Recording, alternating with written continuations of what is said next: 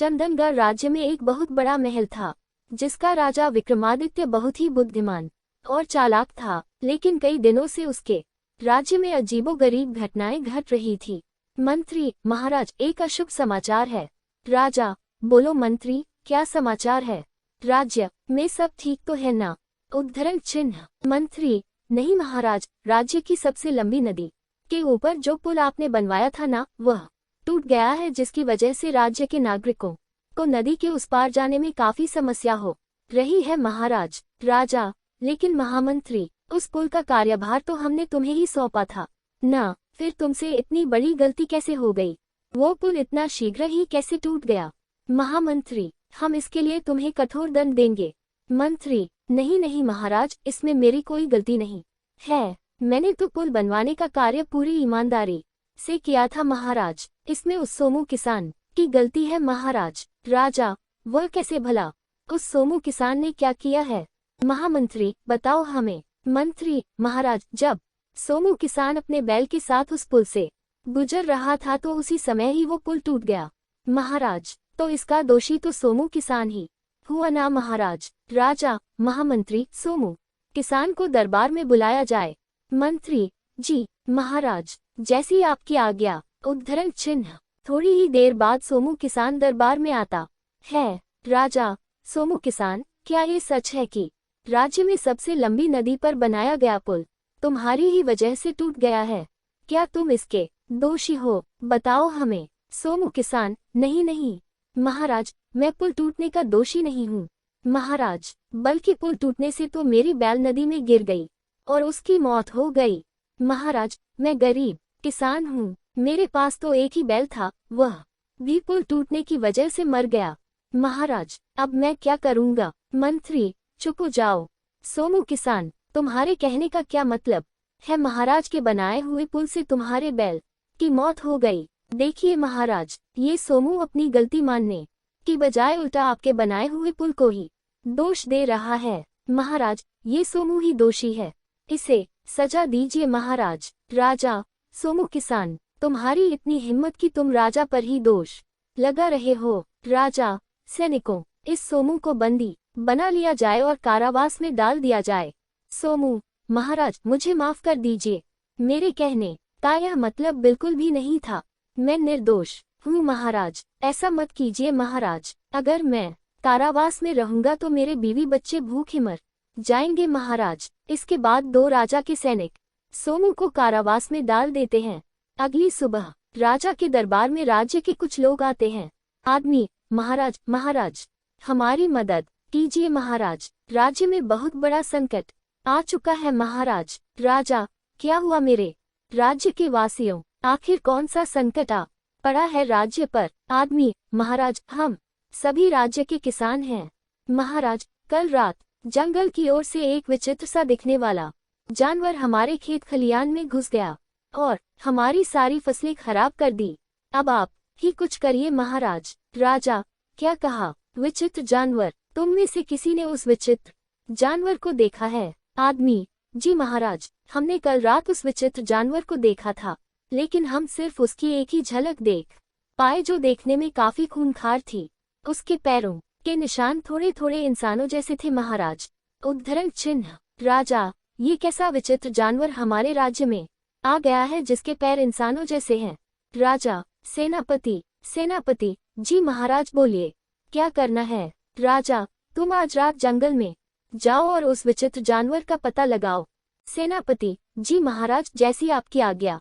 मैं आज रात ही जंगल में जाऊंगा और उस विचित्र जानवर को बंदी बनाकर आपके समक्ष ले आऊंगा। जंगल में सेनापति देखता है कि एक जंगल में काफी दूर तक सिर्फ पैरों के निशान ही होते हैं, जो थोड़े थोड़े इंसानों के पैरों की तरह ही होते हैं, लेकिन काफी दूर तक भी कोई उस जंगल में नजर नहीं आता। सेनापति वही जंगल में उस जानवर के आने का इंतजार करने लगता है।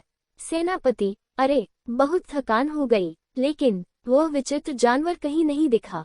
कुछ देर आराम किया जाए। सेनापति को नींद आ जाती है और वह सो जाता है।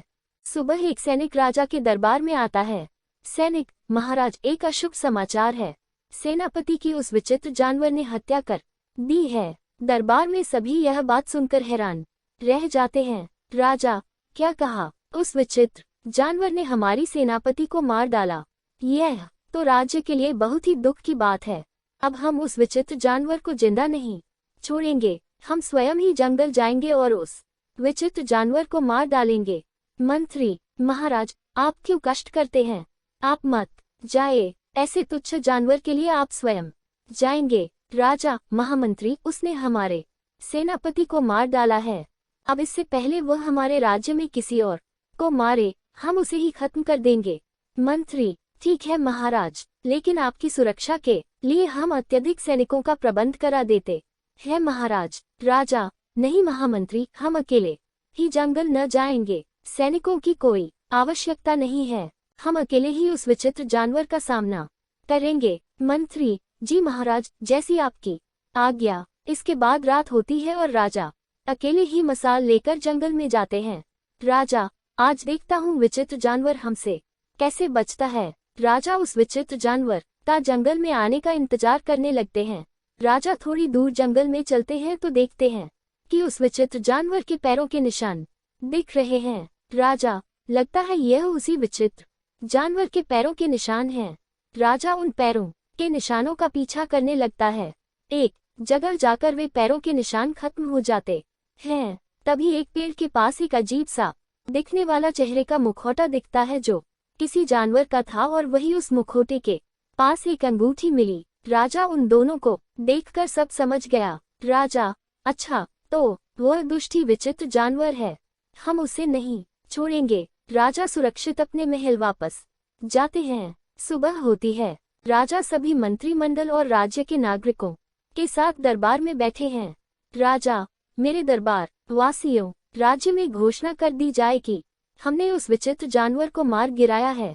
अब वह किसी और को नुकसान नहीं पहुंचा पाएगा। इतना सुनते ही राज्य में सभी राजा की जय जयकार करने लगते हैं। मंत्री, महाराज, लेकिन ये तो संभव ही नहीं है। महाराज, आप उस विचित्र जानवर को कैसे मार सकते हैं? राजा, क्यों संभव नहीं है महामंत्री? मंत्री, क्योंकि आपने जिस विचित्र जानवर को मारा है वह तो जंगल में कहीं था ही नहीं, तो आपने उसे कैसे मारा? महाराज, आप झूठ बोल रहे हैं। उद्धरण चिन्ह। महामंत्री की यह बात सुनकर दरबार में सभी लोग चौंक जाते हैं। राजा, हम जानते हैं वह विचित्र जानवर अब भी जिंदा है और वो भी इसी महल में हम सबके बीच मौजूद है। मंत्री, डरते हुए क्या कहा महाराज? वो अभी हमारे बीच में है। यह आप क्या बोल रहे हैं?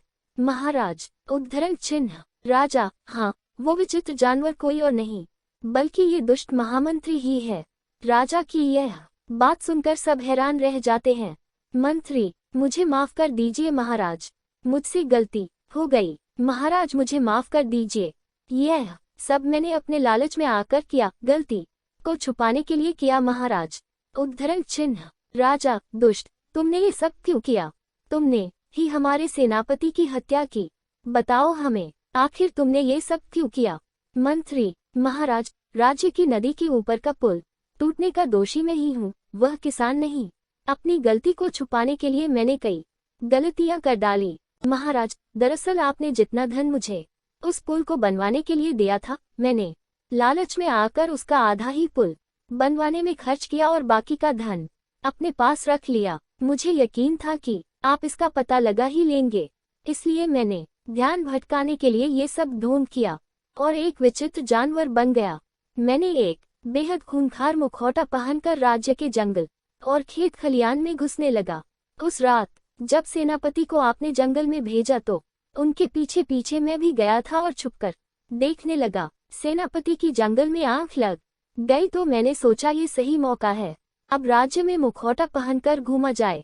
जैसे ही मैं जंगल से बाहर आने लगा, उन्होंने पीछे से मुझे देख लिया। उन्होंने मुझे मारने के लिए तलवार उठाई। तब हमारे बीच थोड़ी देर के लिए झड़प हुई और अपने बचाव में मैंने अपनी तलवार से उनकी गर्दन अलग कर दी। मुझसे गलती हो गई महाराज, मुझे माफ कर दीजिए। राजा, पापी, तुमने हमारे साथ धोखा किया। अपने एक झूठ को छुपाने के लिए तुमने हमसे कितने झूठ बोले और हमारे सेनापति की हत्या भी तुम्हारे ही कारण हुई। हम उसके लिए तुम्हें कठोर दंड देंगे। मंत्री, माफी महाराज, माफी दे दीजिए। राजा, सैनिकों, सोमु किसान को कारावास से रिहा किया जाए। उद्धरण चिन्ह दरबारी, लेकिन महाराज आपको कैसे ज्ञात हुआ कि विचित्र जानवर यह महामंत्री ही है? उद्धरण चिन्ह राजा, उस रात जब हम जंगल में गए तो उस रात हम जंगल में विश्राम करने लगे, लेकिन उस रात वह हमारे सामने नहीं आया और थोड़ी दूर चलने पर हमें एक पेड़ के पास जानवर का मुखौटा मिला और वहीं एक अंगूठी भी मिली जो सेनापति से की गई झड़प में महामंत्री के हाथ से गिर गई होगी। यह अंगूठी वही थी जो हमने इस महामंत्री को उपहार में दी थी और हम समझ गए कि वह जानवर और कोई नहीं बल्कि ये दुष्ट महामंत्री ही है। ये सुनकर राजा की सब जयकार करने लगे। इस तरह से राजा विक्रमादित्य की समझदारी से कपटी मंत्री को उसके किए की सजा मिली। राज्य में फिर से राजा ने न्याय के लिए नई मिसाल कायम कर दी।